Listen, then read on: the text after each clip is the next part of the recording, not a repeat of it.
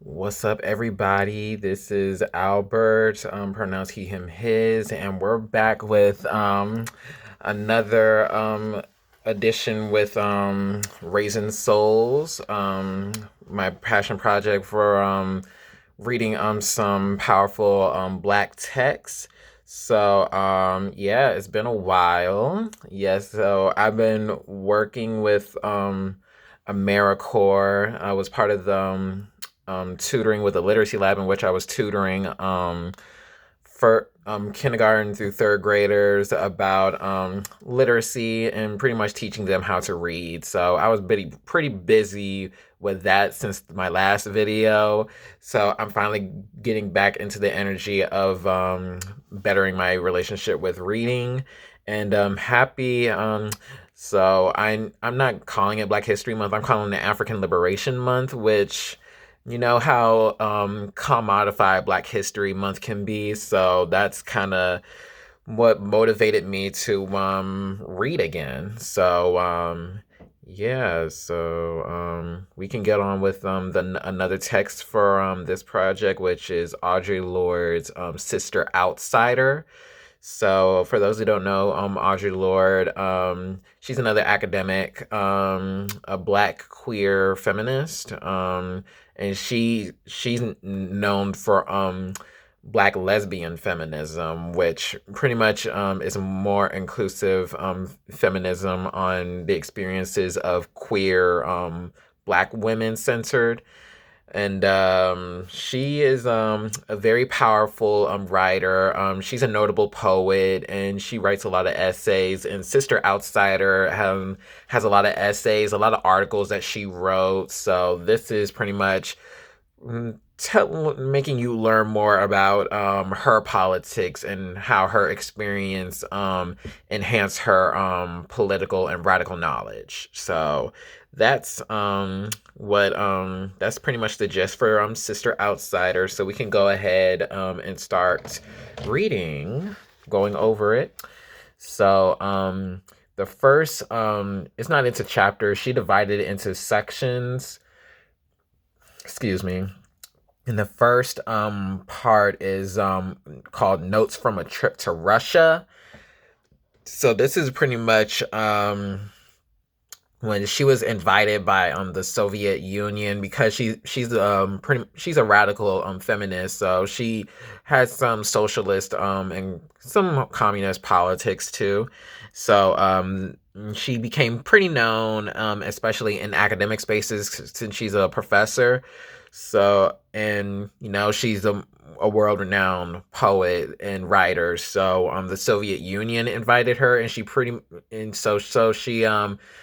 talked about her experience in Russia while the Cold War was going on, and pretty much just talked about what she saw, what that was interesting. She talked about Moscow a lot in this section, which is a pretty notable part of Russia, and she was talking about meeting Soviets and pretty much talk about the atmosphere compared to the United States, and like the political climate, the social climate, like I think healthcare and all of that was free in Russia. Education was pretty much free. Like back when the Cold War was active stuff. Like some people still argue that the Cold War, it hasn't really ended, because communism is still, some people still believe in communism and stuff like that. So that pretty much got into her awakening. Like she knows like a society can be this way, even though she primarily knows about her experience in the United States, which we all know is a capitalist colonial structures that influence the government and the institutions in the United States. So she was pretty much comparing comparing Moscow specifically to the United States. So she talked about the Tashkent, which is a part of what is a part of Russia, and she was pretty much giving a description in this part. She said Tashkent is divided into two parts. There's an old part that survived the huge earthquake of 1966, and there's the newer part, which is on the outskirts of old Tashkent. It's very new and very modern, rebuilt in a very short time after the earthquake that practically totaled the area.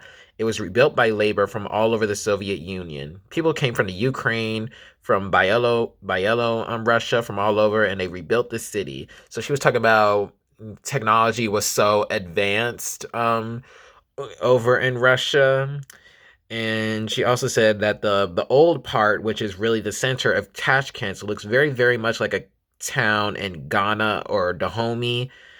And in the daylight, it looks so much like some parts of West Africa that I could scarcely believe it. In fact, if Moscow is New York in another space and another color, because both New York and Moscow have a little over 8 million population and should apparently have many of the same problems, but Moscow seems to have handled them very differently.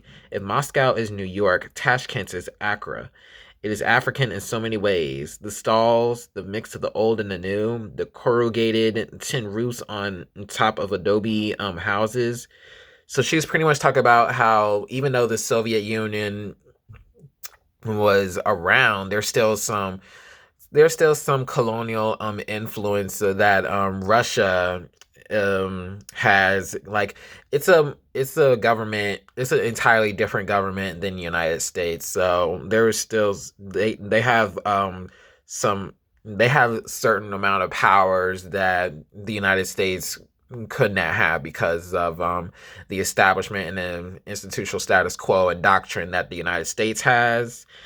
And she also said the people here in Tashkent, which is quite close to the Iranian border, are very diverse, and I am impressed by their apparent unity, by the ways in which the Russian and the Asian people seem to be able to function in a multinational atmosphere that requires of them that they get along whether or not they are each other's favorite people. So she's talking about the sense of community that seems to be easier to obtain in Tashkent compared to the United States, where people have a polarity of politics. So that's pretty much her experience in Tashkent. And she also talked about the agriculture in Russia. She said there were collective farms in some Samarkand. I can't pronounce it, but she was talking about Samarkand in Uzbekistan, which had collective farms. So people were there was some skill sharing when it comes to growing food and stuff like that. So yeah, she said like it's very beautiful out in Russia, and she said like the fact that stuff like that happens in a society is like, why can't that happen in the United States? And Lorde said, we have internal desires but outside controls. So we have all these desires for like food, shelter, a government that actually cares for its people and being prioritized and be centered in our needs. That there are these external conditions such as systemic oppression and all the barriers that keep people from getting their needs met, and that can influence like your sense of self. It can influence your connections with other people, and yeah, that's pretty much what she was going there. And she also did another comparison between the Soviets and the US on page 28.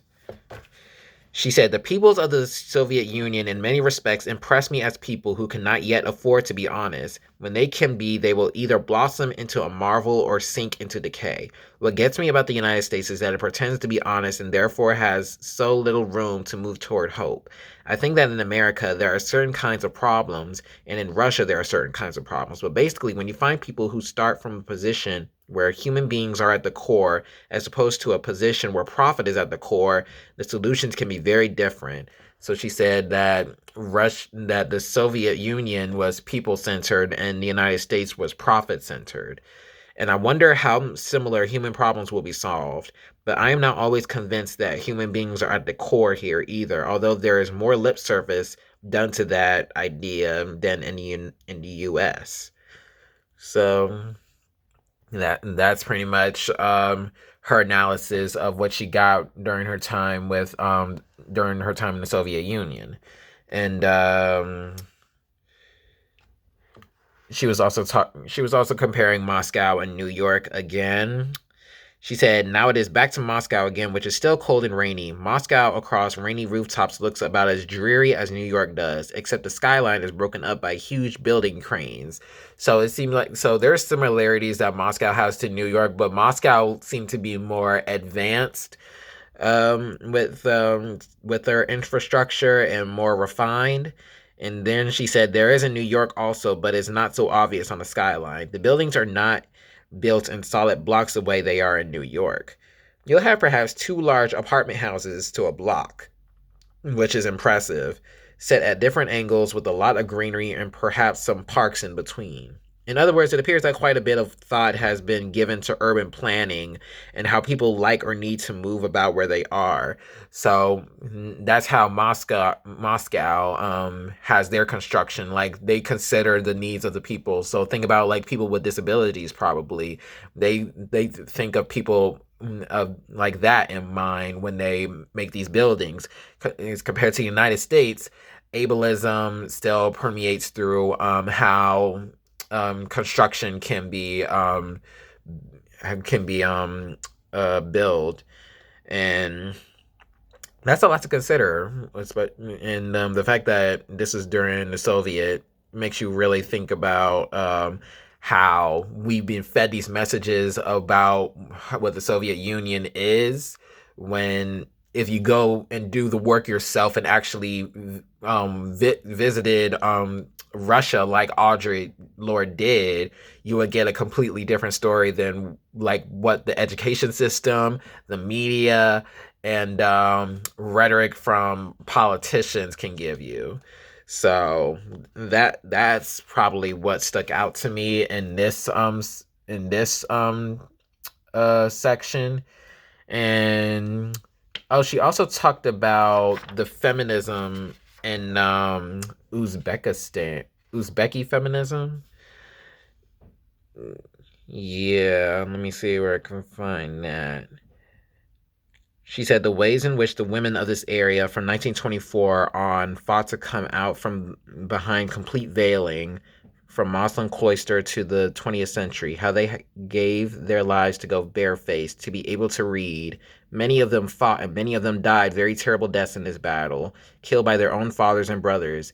It is a story of genuine female heroism and persistence. I thought of the South African women in 1956 who demonstrated and died rather than carrying passbooks.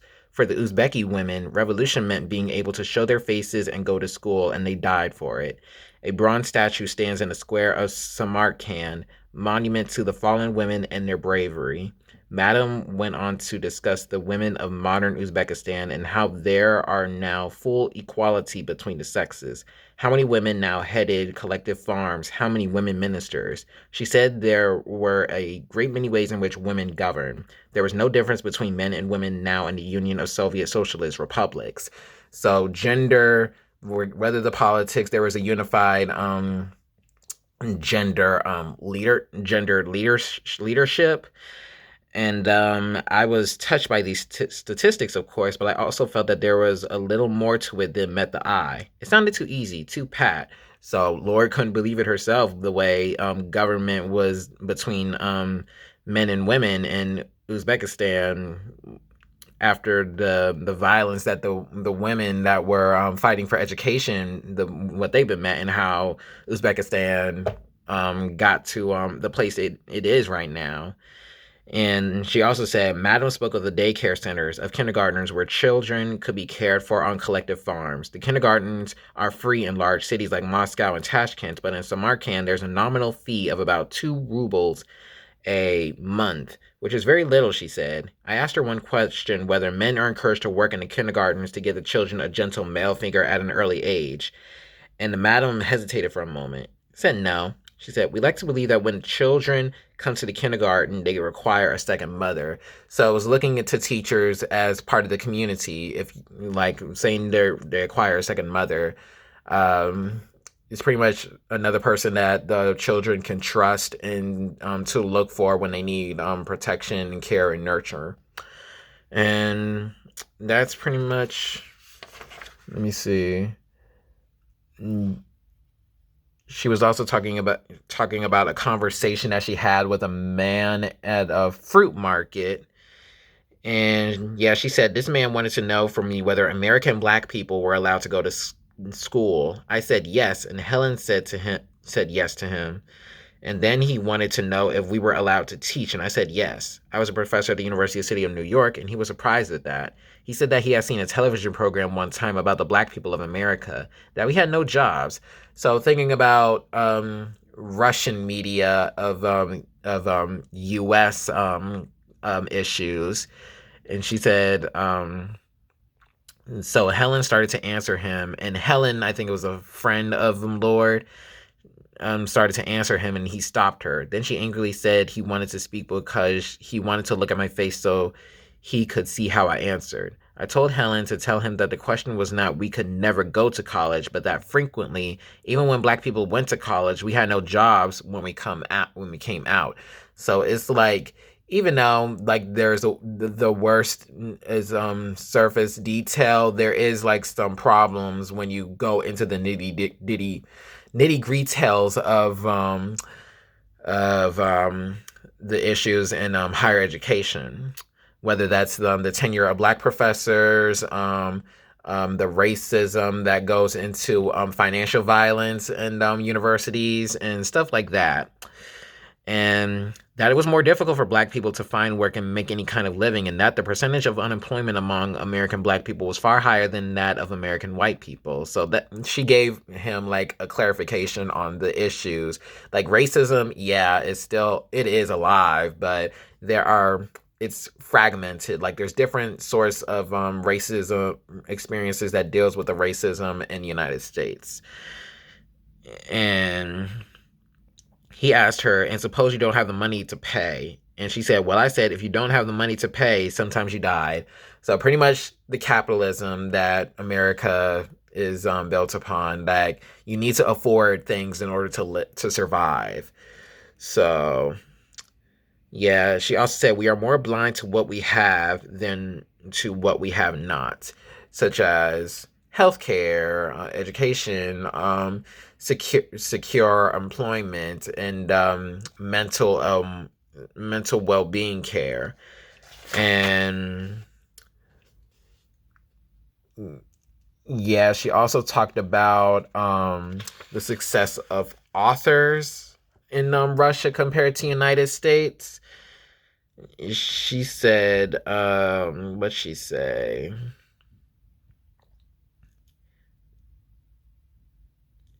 Yeah, she said on the last paragraph, but you do have a country that has the largest reading population in the world that prints books of poetry in editions of 250,000 copies, and those copies sell out in 3 months.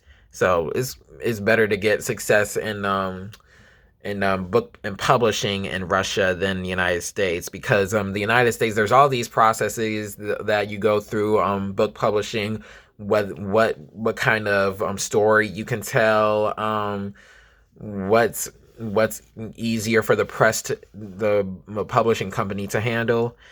And everywhere you go, even among those miles of cotton being harvested in the Uzbeki sun, people are reading. And no matter what you may say about censorship, they are still reading. And they're reading an awful lot. Some books are pirated from the West because Russia does not observe international copyright. In Samarkand, Ernest Gaines' The Autobiography of Miss Jane Pittman was the latest bestseller. Now, how many Russian novels in translation have you read this past year? And I know I haven't read any Russian novels, but that says like the success of something like the Autobiography of Miss Jane Pittman, which is one of the most famous books about slavery and Reconstruction. And it's a bestseller in Russia, which that in the experience in that book is not Russian, but it's still a bestseller. So that's kind of interesting how Russians can probably have a better understanding of international issues compared to things in the United States, and that says something. All right, so the next section is called Poetry is Not a Luxury. So Lorde was talking about the importance of creative expression and the imagination for survival.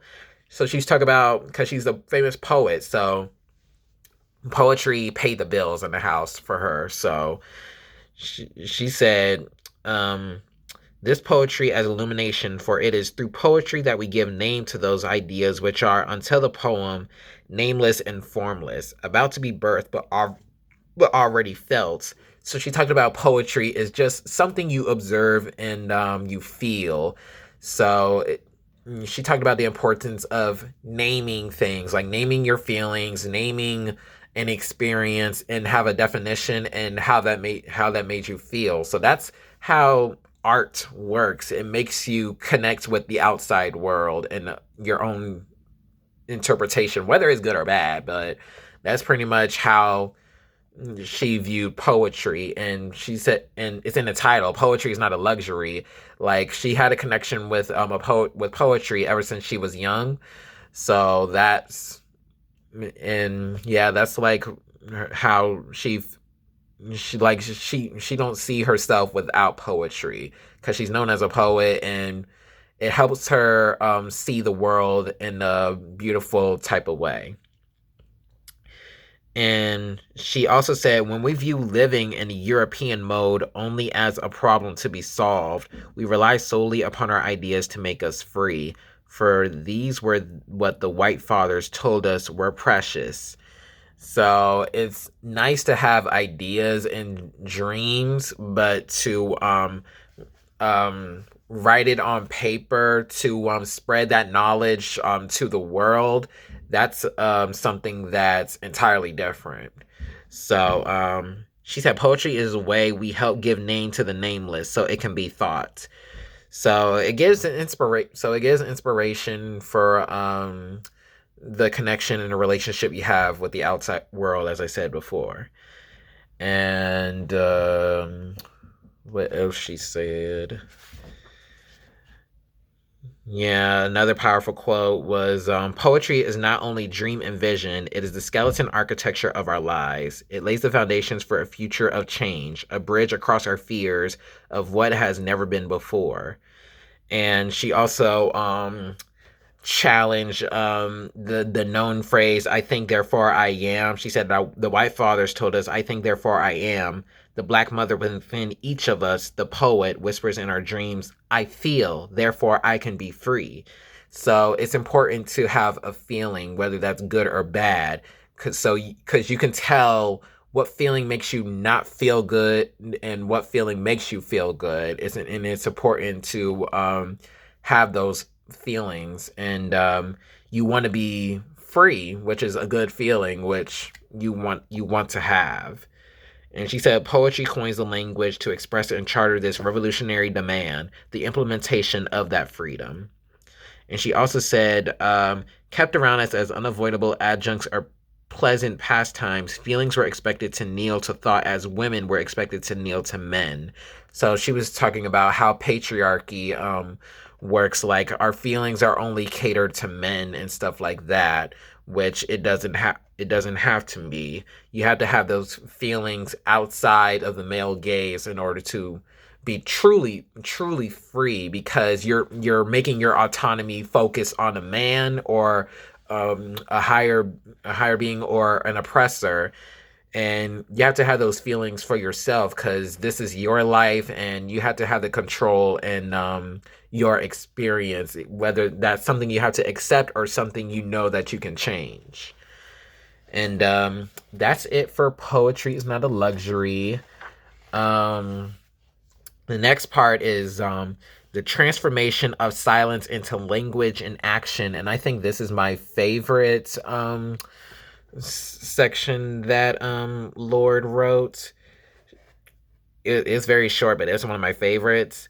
She said, so she was talking about how living in a society that where your emotions aren't cared for, or your feelings are not not is pushed to the side, or that stuff like that oppressed peoples go through, especially if you're a black queer woman. You have so many there's so many things going against you, whether that's heterosexism, misogyny, and misogynoir, and racism.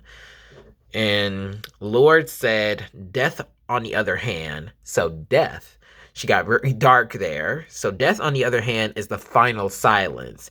And that might be coming quickly now, without regard for whether I had ever spoken what needed to be said or had only betrayed myself into small silences, which I planned someday to speak or waited for someone else's words. So yeah, this is your experience, and you have your own knowledge of things, and you have to share that with other people, so you'll have a impact. You'll leave an impact. Like you don't want to go through your whole life and not be in tune with yourself. And speaking out helps you do that. And she also said, my silences had not protected me. Your silence will not protect you. Like, it's okay. Like, she does consider, like, sometimes silence is your survival, like, for the sake of protecting you from, like, possible violence, whether that's truth and speaking to it. But it's not going to protect you. It can actually, matter of fact, kill you inside. So and if you hide that, like, you're hiding yourself, you're hiding your wholeness. um you have to go through spaces being your whole self, because is literally what you can bring. Like, that's pretty much what Lorde was talking about. And she said, I am not only a casualty, she's talking about the violence that she goes through, but I am also a warrior. So it's like, even if you got all these barriers, you have to look within yourself, empower yourself. You have to know the power that you have inside, because that gives the system more power if you just let it overthrow you. And she also said, there's always that one little piece inside you that wants to be spoken out, and if you keep ignoring it, it gets madder and madder and hotter and hotter. And if you don't speak it out one day, it will just up and punch you in the mouth from the inside.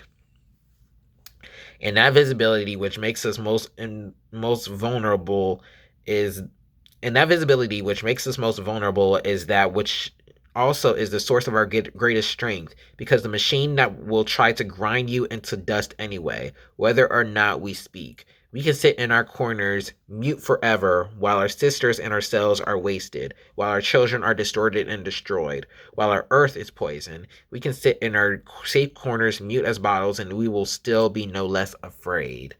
So things like the climate crisis, like, it takes movement building, and it takes people speaking out in order to confront the climate crisis, because oppression leads to the destruction of not just the oppressed, but also the oppressors. So you have to make sure you have to everything is interconnected within something like the climate crisis. And also the stuff that children go through, whether that's violence in schools and stuff like that. Like, think about children that commit suicide or something like that. And she also said, in the transformation of silence into language and action, it is vitally necessary for each one of us to establish or examine her function in that transformation, and to recognize her role as vital within that transformation. So we all have roles to fulfill that transformation. So we have to know what someone is feeling in order to know what event has occurred, what's something that went right with that event, and what's something that went wrong with that event. So it's important to have these things happen in order to bring change. And yeah, I think that was it. Yeah, and it was similar to Bell Hooks with I think Bell Hooks had breast cancer, as I mentioned in her All About Love, and how that made her um more unapologetic about her life and living life to the fullest. And Audre Lorde also had a situation where she had breast surgery. So she was talking about how death kind of, the possibility of death made her more vocal, because she's like, I'm just gonna say what's on my mind, and everyone's gonna have to deal with it, because I'm not gonna leave this earth and not be my whole self anymore. So that's pretty much the lesson she got from the breast surgery. So she talked about acceptance and being in unapologetically embracing your voice. And then the next section is called Scratching the Surface, some notes on barriers to women and loving. So this is when she talks she mainly talks about the experiences of black women, especially black queer women. And she had the definitions of racism, sexism, heterosexism, and homophobia here. So she, and there, with all these systems, there is a superior position and an inferior position, and there's always violence involved that comes from the superior position to suppress the inferior group. And Lorde said, it is axiomatic that if we do not define ourselves for ourselves, we will be defined by others for their use and to our detriment. So thinking about like stereotypes that white supremacy brings, whether that's the angry black woman, the sapphire, the mammy, and if you let those images dictate your your humanity as a black person, then you're going to end up make empowering the system of white supremacy. But you have to define how that role is to you. Like, yeah, mammies exist, but they're not one dimensional. They're not just there to care for the white people and stuff like that. So you have to you have to tackle those things and know that the mammy yet is actually a human being. Like, the stereotype that comes within the mammy is fat phobic, it's colorist, it's misogynoiristic, the images that white supremacy puts on the mammy, and not realize that the mammy is a full human being that deserves to be treated with respect and shouldn't have to deal with white supremacy in the first place. So that's that part. And she also talked about misogyny from black men. And she said some black men attempt to rule by fear those black women who are more ally than enemy. So she was talking about the the the how black feminists during I think this is like during the 70s, like there's like a conglomerate of politics that were going on there. Like, I think it was the second wave feminist movement that was going on, which was which was led by cis hetero white women. And then there was the civil rights movement, post civil rights movement, and the Black Power movement, and the Black nationalist movement, which is pretty much led by cis het black men. And that's when black feminism kind of became prominent during that time, because there was the Combahee River Collective, the National Black Feminist organizations, and all those stuff that centers on black women's needs. So so she was talking about how black men, there was this goal to be the oppressor. Like Michelle Wallace talked about this in Black Macho and the Myth of the Superwoman, about so this part, some black men attempt to rule by fear those black women who are more ally than enemy. So those black men want black women to be quiet about the experiences about that are specifically black women issues, and only care is all about race first. It's a like we can deal with the violence that about missing black girls. We could deal with the sexual violence of black women later. Let's just focus on black, meaning cis-het black men. So that's so they're more in tune with not not having the freedom for all, only the freedom for cis-het black men, and the freedom to do what? Be abuse black women. So that's the thing that Lorde was talking about. And she was talking about like all these issues are happening and we can't be quiet because they're killing us. So she talked about the forced sterilization, so the medical violence that black women go through, um, sexual and domestic violence that black women go through. So it's like you can't be quiet for these things because they affect people. They affect people that simply are just trying to survive and exist and live their lives. So if you want freedom, you have to have freedom for all, no matter what. Like it can't just be one group over the other to go through these movements. And and she also said like maybe y'all just want to be white men. That's literally what Lorde was pretty much saying. You don't want freedom for us. Y'all want to be masters and y'all want to be the slave masters. Y'all don't want the slaves to you don't want the abolition of the institution and systemic oppression. Y'all want to participate in oppression.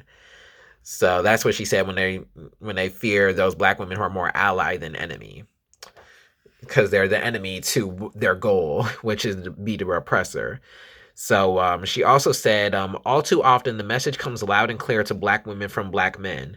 I am the only prize worth having, and there are not too many of me. And remember, I can always go elsewhere. So if you want me, you better stay in your place, which is away from one another, or I will call you lesbian and wipe you out. So she was talking about how in these movements, how lesbophobia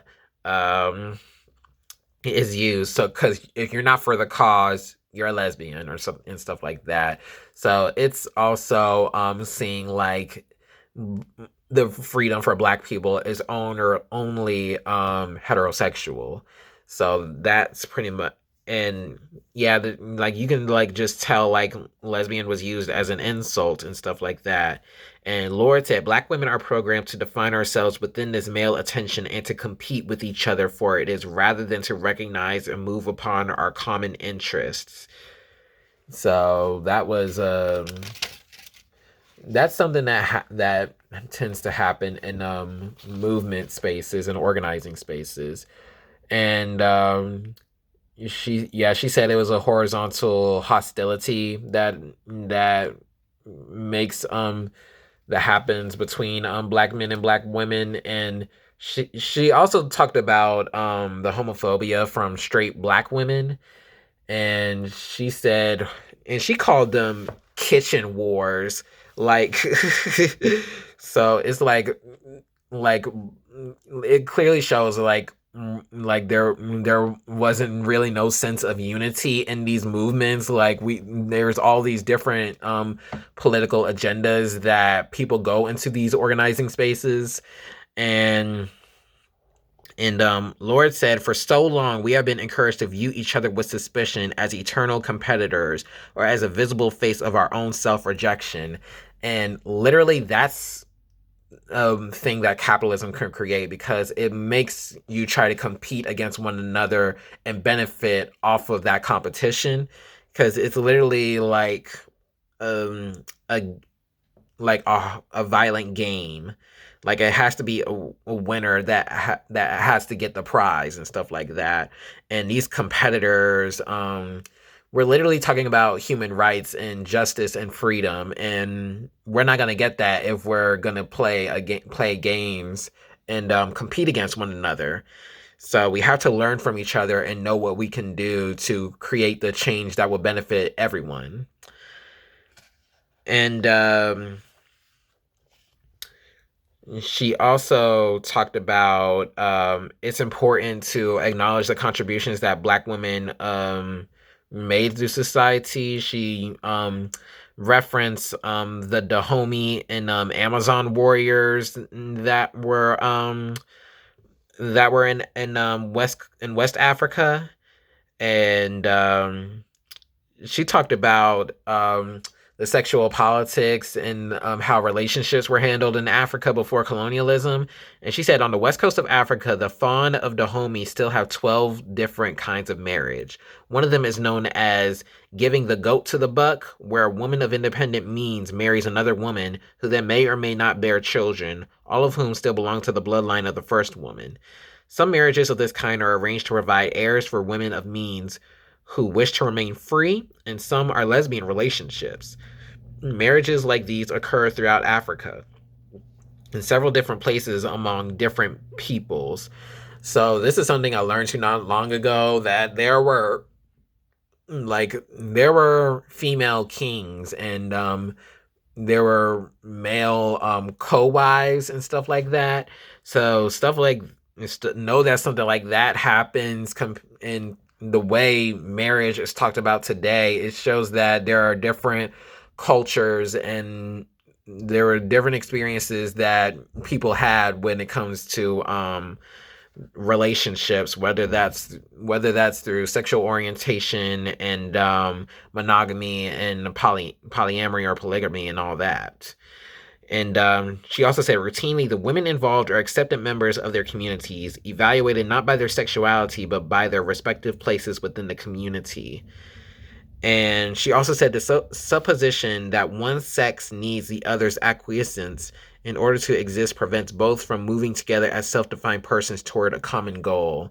So she's talking about homophobia is a thing and how it's not going to get us to freedom if people don't unlearn their homophobia and heterosexism. And yeah, she also talked about um Black and white women fight between ourselves over who is the more oppressed instead of seeing those areas in which our causes are the same. So misogynoir, it doesn't affect just Black women, but in a way it affects white women and actually getting rid of race of white supremacist patriarchy. Because if you can't be feminism, you can't be a feminist and be misogynoiristic.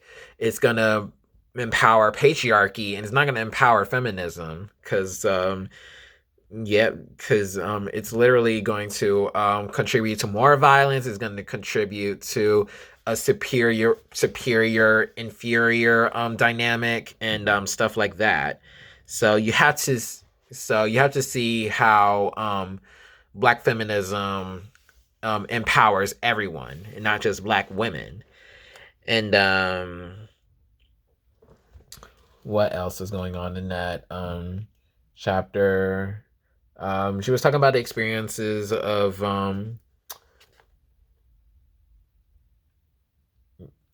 she was also talking about lesbophobic tropes that were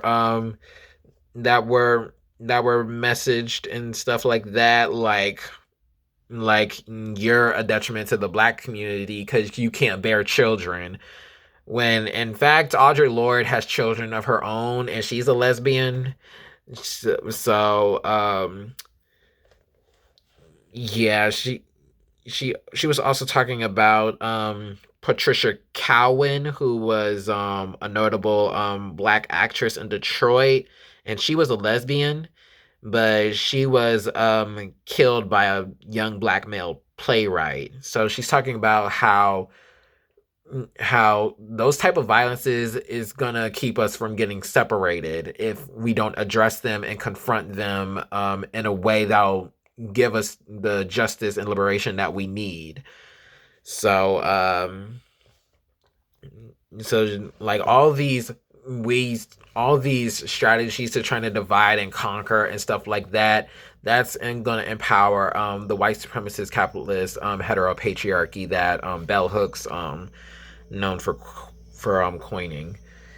And the next section is uses of the erotic as power, which I mentioned in Adrienne Marie Brown's pleasure activism, because it was one of the essays that she put in that novel. And to go back and to talk about what does Lorde mean by the erotic as a power. She's talking about the erotic not just as a means of sexual pleasure, but as an organizing strategy. So getting pleasure from caring for your fellow neighbors, getting pleasure from centering yourself, your mental health, and stuff like that, and centering liberation, because liberation it's a pleasurable feeling. So, and Audre Lorde's use of the erotic pretty much inspired that book. And she talked about how we should not have these stigmas around sexuality. Like, sexuality is something that should be pleasurable and consensual.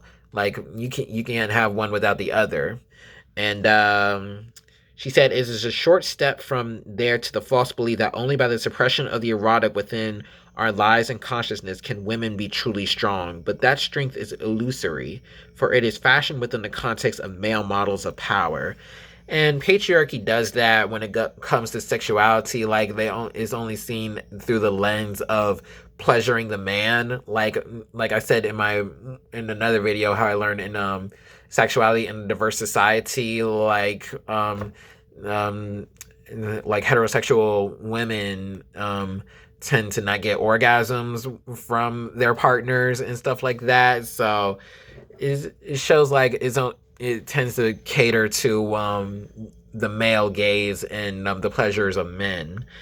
And she also said, the erotic is a measure between the beginnings of our sense of self and the chaos of our strongest feelings. It is an eternal sense of satisfaction to which, once we have experienced it, we know we can aspire.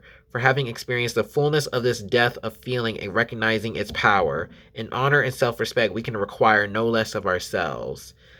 And she also said this internal requirement toward excellence, which we learn from the erotic, must not be misconstrued as demanding the impossible from ourselves nor from others. So you should give your chance the opportunity to take opportunities that give you pleasure, even if you never thought that it will be pleasurable. And for the erotic is not a question only of what we do, it is a question of how acutely and fully we can feel in the doing. Once we know the extent to which we are capable of feeling that sense of satisfaction and completion, we can then observe which of our various life endeavors bring us closest to that fullness. So being in tune with the erotic literally is something that can be in touch with your wholeness. So trying out a talent or a hobby, and you probably realize you can make a career out of that, and you can be happy for the rest of your life. So that helps you be connected to your fullness. And the next and she also said how that it was a method of patriarchy misappropriates the erotic as a source of power. Like, it's only catered to the men, but it can really be your liberation for yourself. And she talked about using the erotic as a capitalist resistance. So she pretty much tackled Black excellence, which is pretty much code for American exceptionalism for Black people. So it's this doctrine that if you work hard enough, you'll succeed. When you're gonna need to take time for yourself and take breaks when you need them, because if you're not gonna get a break, you're gonna burn yourself out. And taking a break helps helps your body function better. It'll give you energy to do things even better. Be enhance your mind and stuff like that. So it helps you um getting better with yourself. And she said the principal horror of any system which defines the good in terms of profit, which is what that if you work hard enough you get success, rather than in terms of human need, or which defines human need to the exclusion of the psychic and emotional components of that need. The principal horror of such a system is that it robs our work of its erotic value, its erotic power and life appeal and fulfillment. Such a system reduces work to a travesty of necessities, a duty by which we earn bread or oblivion for ourselves and those who we love. But this is tantamount to blinding a painter and then telling her to improve her work and to enjoy the act of painting. It is not only next to impossible, it is also profoundly cruel. So it's the same thing with Lorde when how she gets through her poetry. Like she has to take time for herself, do things that don't feel like work, but she can do work. So I think that's like how she did her poetry. Like it doesn't feel like work. She just goes through the world, talk about her experiences, observe, and give it and put on her analytical glasses on it. So that's how she got her best poetry out of it. So that's something that we can all learn if we use it as a way of centering ourselves and our needs. And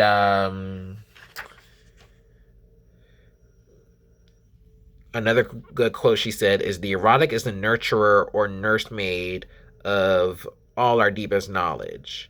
And our erotic knowledge empowers us. It becomes a lens through which we scrutinize all aspects of our existence, forcing us to evaluate those aspects honestly in terms of their relative meaning within our lives. So, yeah. So it can also be, she also said the erotic, it doesn't even have to be like a sexual source of power. It can also be something that is spiritual and political. So like when it comes to religion, you have to be in tune with you're in tune with a deity or multiple deities like God or Allah or Yahweh and all that stuff. And it gives you like some guidance and a self-centeredness that can definitely help you with whatever you're going through in life. And it can be a bridge to joy. Like you like for when it comes to political, like you need water. Why do we have to pay for water? Why do we have to pay for food when the food is literally survival? And food there's a correlation with food and your mental health. And it can be is something that's very healthy for you, and you need to practice erotic not just as something that can be sexual, but also something that's political and spiritual. And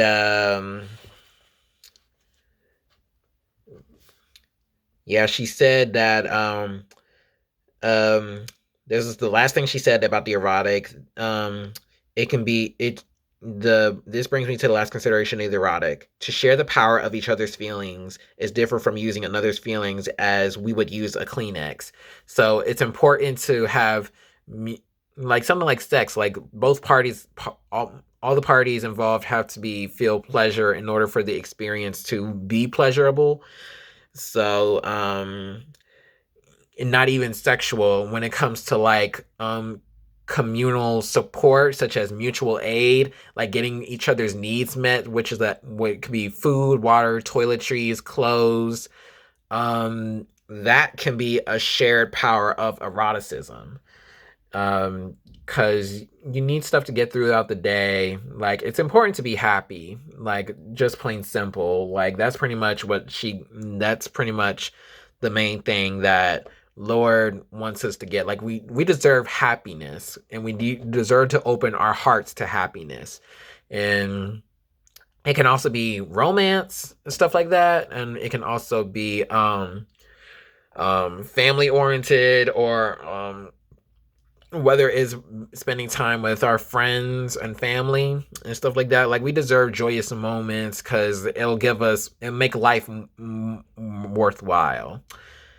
And she said, when we look away from the importance of the erotic and the development and sustenance of our power, or when we look away from ourselves as we satisfy our erotic needs in concert with others, we use each other as objects of satisfaction rather than share our joy in the satisfying, rather than make connection with our similarities and our differences.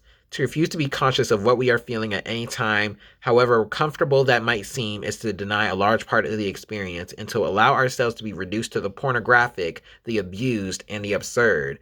So she talks about sex as a sense of, well, not sex, the erotic as a sense of as a connection with other people, and it doesn't have to be sexual. It can just, as I said, it can be political, spiritual, and community centered. And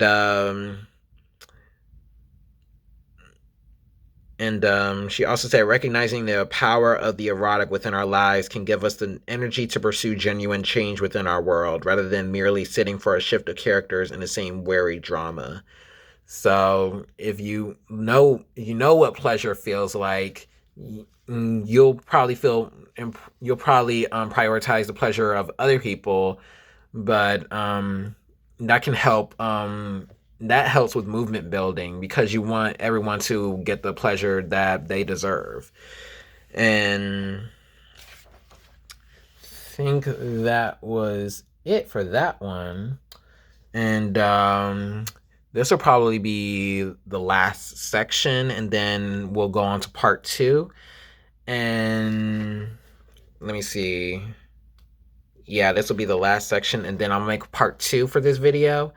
The last part for this video is sexism, an American disease, and blackface. So she's talking about differentiating black feminism from white feminism, and black feminism is something that centers race, gender, class, and everything under the umbrella that